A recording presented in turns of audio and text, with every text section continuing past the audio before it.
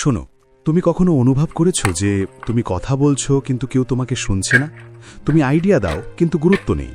তুমি পাশে থাকো কিন্তু কেউ সিদ্ধান্তে তোমাকে ডাকছে না। আজকের ভিডিওটি তোমার জন্য, কারণ আমরা দেখব মানুষ কেন তোমাকে সিরিয়াস নেয় না, আর তুমি কিভাবে নিজেকে এমনভাবে রিসেট করতে পারো যাতে সবাই তোমাকে শ্রদ্ধা করতে বাধ্য হয়। আমি নবীন, আর তুমি দেখছো আপিফাই। এই চ্যানেলে আমরা জীবনকে সহজভাবে বোঝাই, ব্রেন সায়েন্স প্লাস মানসিক কৌশল, বাস্তব উদাহরণ একসাথে।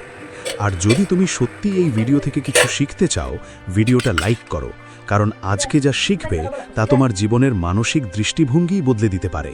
আর ছোট্ট অনুরোধ, কমেন্টে লিখে দাও আমি পুরো ভিডিও শেষ করব, কারণ যারা মনোযোগ দিয়ে ভিডিও দেখবে তাদের জন্য পরবর্তী সেগমেন্টগুলো আরও গুরুত্বপূর্ণ হবে। চলো শুরু করি। প্রথম কারণটা হলো বডি ল্যাঙ্গুয়েজ বিট্রেয়াল। দেখো, মানুষ প্রথম 7 সেকেন্ডে তোমাকে জাজ করে। এটা কঠিন সত্য, কিন্তু বিজ্ঞান। তুমি শক্তিশালী না দুর্বল এটি চোখে পড়ে। যদি তুমি চোখ নামাও, কুঁজো হয়ে বাড়াও, হাত লোকাও, অস্থির নড়াচড়া করো, তাহলে মানুষ সাবকনশিয়াসলি ভাববে তুমি কোনো বিষয়ে কনফিডেন্ট নও। উদাহরণ, তুমি অফিসে প্রেজেন্টেশন দিচ্ছ। তুমি শুধু ভালো কথা বললে হবে না, তোমার দাঁড়ানো, হাতের মুভমেন্ট, চোখের কন্ট্যাক্ট সব গুরুত্বপূর্ণ। Science backed explanation, research shows 80% first impression non verbal. আমরা সাবকনশিয়াসলি ট্রাস্ট করি যার body language confident. Solution teaser, quiet confidence posture.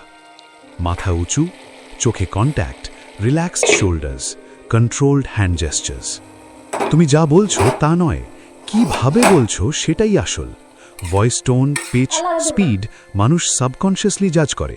যদি তুমি বেশি ব্যাখ্যা করো, কাঁপা গলা ব্যবহার করো বা সবশেষে প্রশ্নবোধক টোন রাখো, তাহলে তারা সাবকনশিয়াসলি মনে করে তুমি জানো না। উদাহরণ, ধরে নাও তুমি বন্ধুদের সাথে কোনো আইডিয়া শেয়ার করছো। তুমি কনফিডেন্ট না হলে তারা হাসবে বা উপেক্ষা করবে, কিন্তু একটু voice control, slow deliberate tone, তারা শুনবে, গুরুত্ব দেবে। Science, vocal authority triggers prefrontal cortex of the